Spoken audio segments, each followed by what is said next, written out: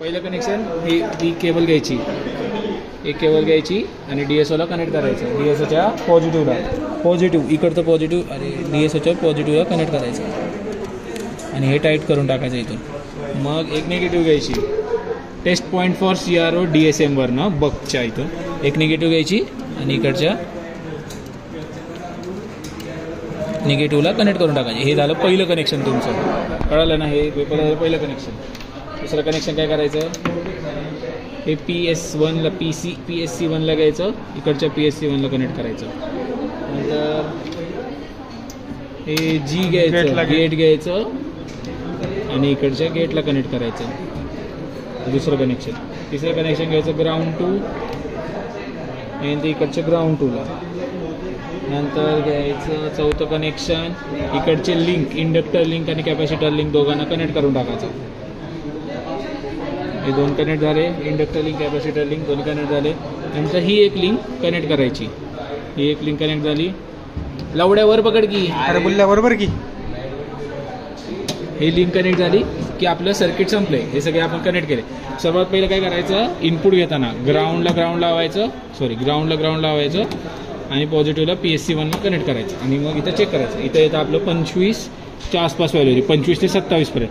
हे PWM थोडंसं adjust करा. PWM डायरेक्ट खाली ठेवायचं म्हणजे 28 व्हॅल्यू होती. ही PWMची स्विच दाखवायची, लोवेस्ट PWMची स्विच ही झाली 28. इनपुट दाखवा. एक मिनिट थांबणं वाईबे आहे. ही 28 व्हॅल्यू झाली, ठीक आहे.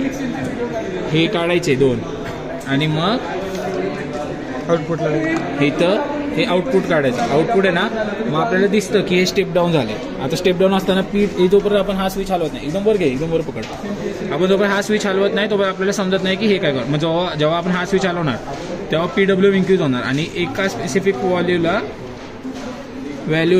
बल्ब तुमचा ग्लो होतोय. हे बघा, आता बल्ब ग्लो होतोय आणि हायएस्ट व्हॅल्यू इथं ग्लो होतोय बल्ब. मग काय करायचं, हे परत एक आपल्याला रिडिंग्स घ्यायचे आहेत. मग काय करायचं, सगळ्यात पहिलं बल्ब कधी ग्लो होतं चेक करायचं.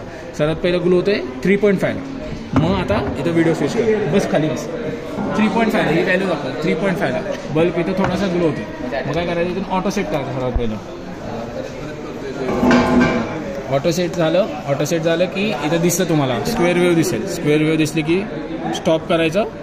स्टॉप करून सर्वात पहिलं घ्यायचं कर्सरवरनं टाईप सिलेक्ट करायचा. टाईप करायचा, टाईमवर टाईम सिलेक्ट झाला की कर्सर 1 सेट करायचा. इथं कर्सर 1 पहिला सेट केला. ओके, हे कर्सर 1 सेट झालं.